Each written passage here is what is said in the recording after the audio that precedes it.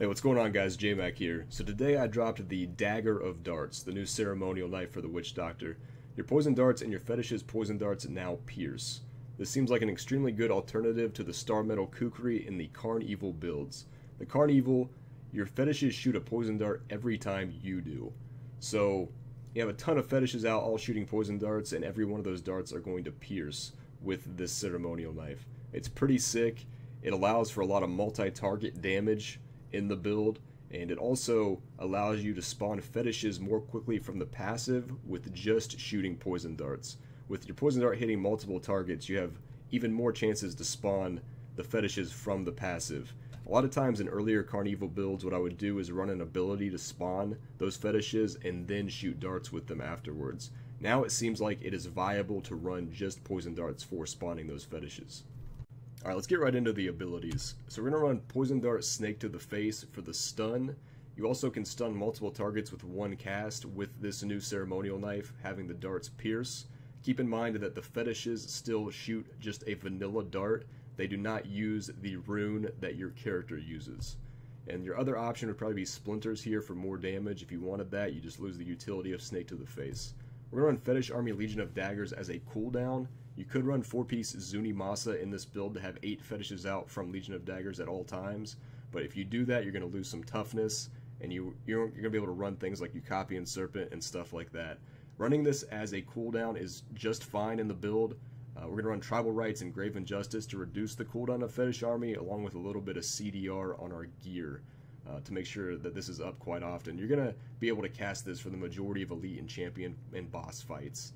So it's still pretty good even as a cooldown. The other thing is they actually fixed the bug where Fetish Sycophants and Fetish Army were interfering with one another. The passive would overwrite the Fetish Army fetishes, so you don't have that issue anymore. So it allows you to run these two in tandem now, which is good.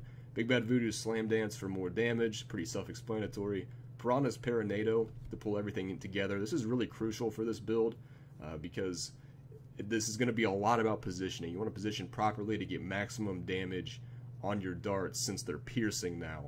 And pulling everything together with Paranado really allows you to do that. Spirit Walk Jaunt for 3 seconds on Spirit Walk. Summon Zombie Dogs, Rabid Dogs. We're going to run a Tall Man's Finger for the big dog. Even though we're not running any passives to make the big dog hit really hard, things like Midnight Feast and Fierce Loyalty and stuff like that, it still does really good single target damage. We're stacking poison damage, so it buffs it. And it's also a nice meat shield. We're going to run a Ucapian Serpent for some more damage mitigation as well.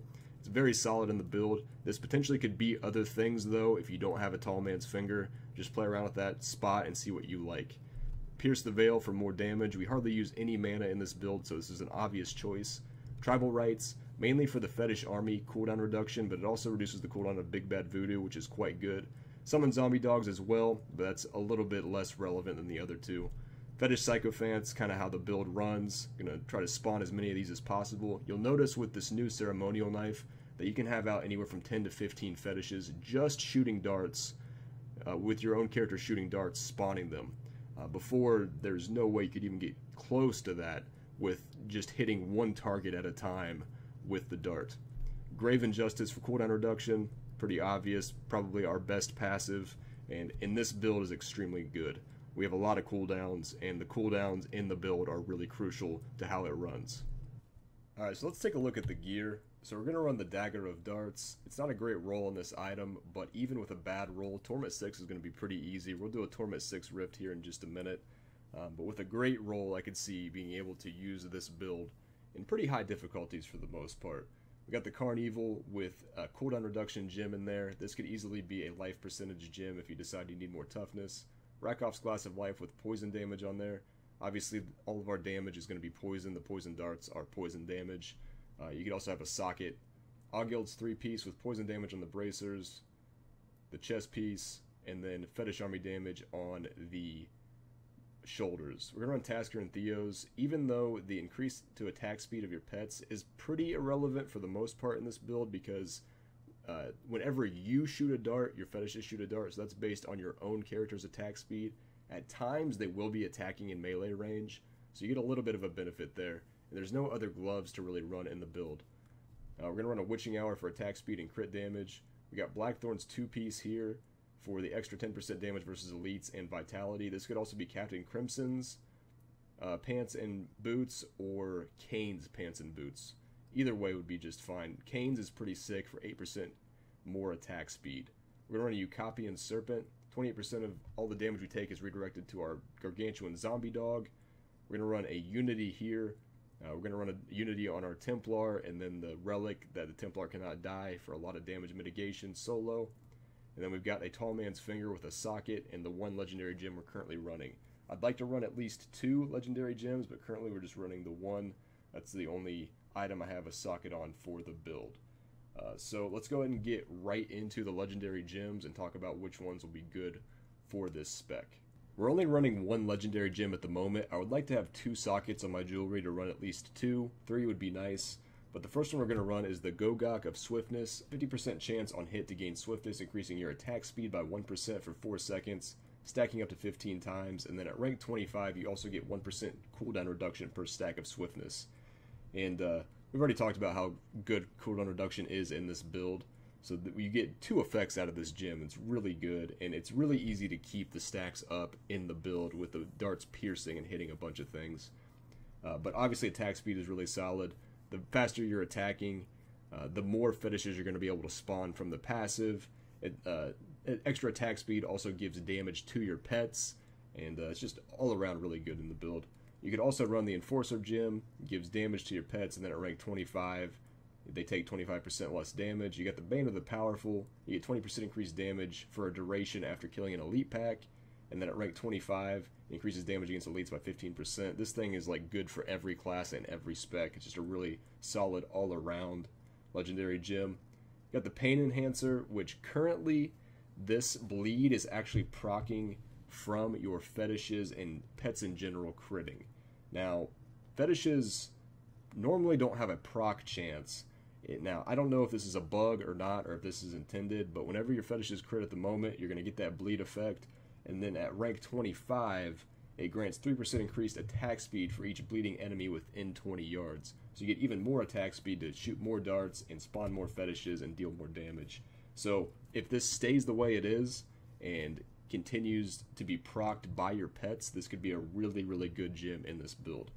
We've also got the Moratorium potentially for the staggered damage. Take 25% of all damage is staggered and dealt to you over 3 seconds.